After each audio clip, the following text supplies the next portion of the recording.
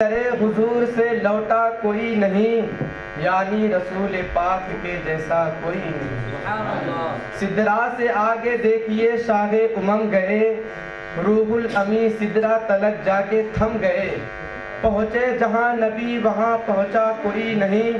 یعنی رسول پاک کے جیسا کوئی نہیں۔ فضل خدا سے دیکھیے ذیشان ہو گئے، آئے تھے قتل کرنے مسلمان ہو گئے۔ بولے عمر کے آپ سا آقا کوئی نہیں، یعنی رسول پاک کے جیسا کوئی نہیں۔ عزیزان ملت اسلامیہ، آج میں جس آیت مقدسہ کی تلاوت کی ہے،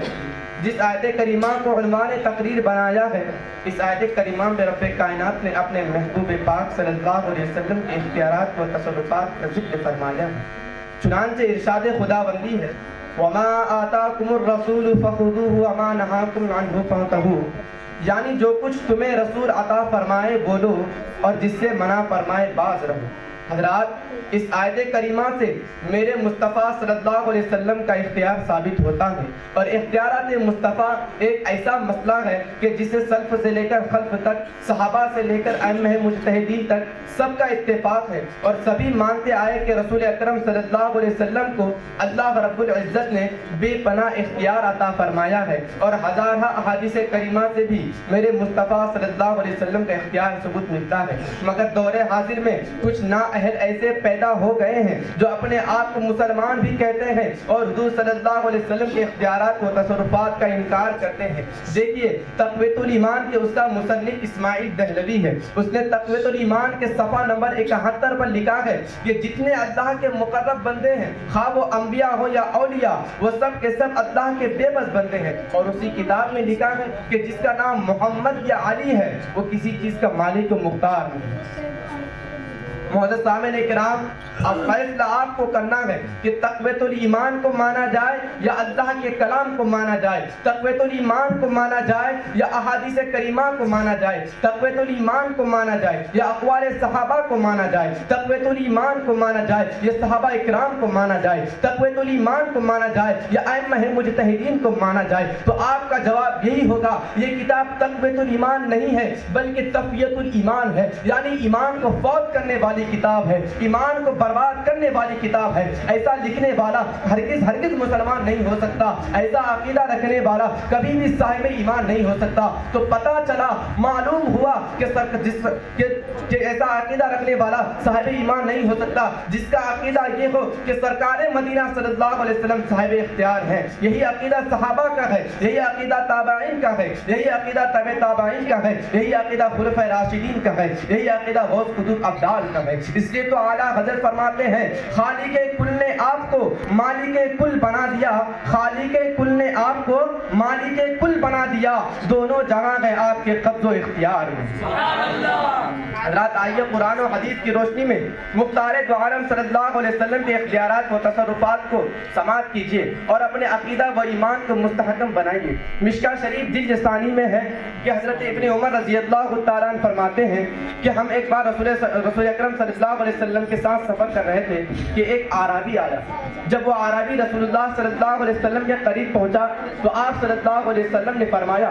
کیا تو اس بات کی شہادت دیتا ہے کہ اللہ کے سوا کوئی معبود نہیں اور محمد صلی اللہ علیہ وسلم اللہ کے بندے اور اس کے رسول ہیں؟ یہ سن کر دیہاتی نے کہا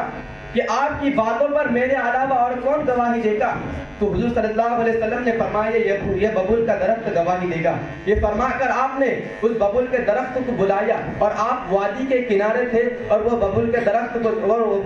کا درخت زمین کو چیرتا پھاڑتا چلا یہاں تک کہ آپ کے سامنے کھڑا ہو گیا۔ تو آپ نے اس درخت سے 3 مرتبہ گواہی لی اور اس درخت نے 3 مرتبہ گواہی دی کہ حقیقت میں ایسا ہی ہے جیسا کہ آپ نے فرمایا، اور وہ درخت اپنی جگہ چلا گیا۔ اس لیے تو سرکار اعلیٰ حضرت فرماتے ہیں، چاند شک ہو پیڑ بولے جانور سجدہ کرے، چاند شک ہو پیڑ بولے جانور سجدہ کرے، بارک اللہ مرجع عالم یہی سرکار۔ آئیے اور ایک حدیث سماعت فرمائیے کہ حضرت ابو ہریرہ رضی اللہ تعالیٰ عنہ فرماتے ہیں کہ میں اپنی ماں کو اسلام کی طرف بلاتا تھا اس لیے کہ وہ مشرکہ تھی۔ میں نے ایک دن اس سے مسلمان ہونے کے لیے کہا تو اس نے رسول اللہ صلی اللہ علیہ وسلم کے حق میں وہ بات سنائی جو مجھ کو ناگوار گزری. تو میں فوراً رسول اللہ صلی اللہ علیہ وسلم کے دربار میں حاضر ہوا اور عرض کیا یا رسول اللہ صلی اللہ تعالیٰ علیہ وسلم میں اپنی ماں کو اسلام کی طرف بلاتا تھا اور وہ نہ مانتی تھی, مگر آج اس نے آپ کے حق میں وہ بات سنائی جو مجھ کو ناگوار گزری. آپ اللہ تعالیٰ کی بارگاہ میں دعا کیجئے کہ اللہ تعالیٰ میری ماں کو ہدایت دے. حضور صلی اللہ علیہ وسلم نے فرمایا اے اللہ ابو ہریرہ کی ماں کو ہدایت عطا فرما. میں حضور صلی اللہ علیہ وسلم کی دعا سے خوش ہو کر جب گھر آیا اور دروازے پر پہنچا تو دروازہ بند تھا. میری ماں نے میرے پاؤں کی آہٹ سنی اور بولی اے ابو ہریرہ ٹھہر جاؤ. میں نے پانی گرنے کی آواز سنی, غرض کہ میری ماں نے غسل کیا اور اپنا کرتا پہنا اور جلدی سے اوڑھنی اوڑھی, پھر دروازہ کھولا اور بولا اے ابو ہریرہ میں گواہی دیتی ہوں کہ حضرت محمد صلی اللہ علیہ وسلم اللہ کے بندے اور اس کے رسول ہیں. یہ سنتے ہی حضرت ابو ہریرہ رضی اللہ تعالیٰ عنہ حضور صلی اللہ علیہ وسلم کے دربار میں حاضر ہوتے ہیں اور عرض کرتے ہیں یا رسول اللہ آپ خوش ہو جائیں کہ اللہ تعالیٰ نے آپ کی دعا کو قبول فرما لی ہے اور میری ماں کو ہدایت عطا فرما دی ہے. آپ صلی اللہ علیہ وسلم نے اللہ تعالیٰ کی تعریف بیان کی, اس لیے تو سرکار اعلیٰ حضرت فرماتے ہیں اجابت نے جھک کر گلے سے لگایا, اجابت نے جھک کر گلے سے لگایا بڑی ناز سے جب دعائے محمد, اجابت کا صحرا عنایت کا جوڑا دلہن بن کے نکلی دعائے محمد.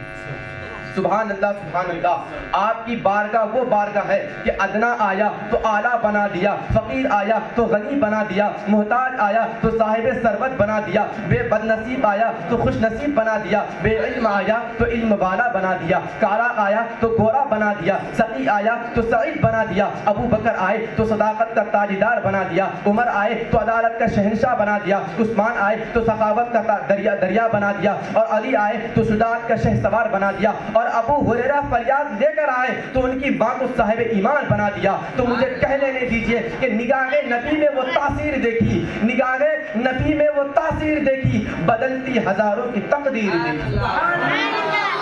سامعین کرام, تمام نسل انسانی کی شکل صورت بنانے والا اللہ تعالیٰ ہے اور خود فرماتا ہے هو الذی یصورکم فی الارحام کیف یشاء, کہ اللہ تعالیٰ کی وہ ذات ہے جس نے تمہاری صورتیں تمہاری ماں کو پیٹوں میں بناتا ہے جیسا کہ وہ چاہے. یہ گورے یہ کالے یہ سیاہ یہ سفید یہ بدصورت یہ خوبصورت سب کو اسی نے پیدا کیا ہے. کہ اللہ تعالیٰ جسے گورا کالا بنا دے تو کوئی اسے گورا نہیں بنا سکتا, جسے اللہ تعالیٰ بدصورت بنا دے تو کوئی اسے خوبصورت نہیں بنا سکتا. لیکن اس نے اپنے محبوب پاک صلی اللہ علیہ وسلم کو یہ اختیار دیا ہے کہ اے میرے محبوب جسے میں کالا بنا دوں تو آپ کو اختیار ہے کہ آپ اسے گورا بنا دیں, اگر میں جسے بدصورت بنا دوں تو آپ کو اختیار ہے کہ آپ اسے خوبصورت بنا دیجیے. معزز سامعین کرام, حبیب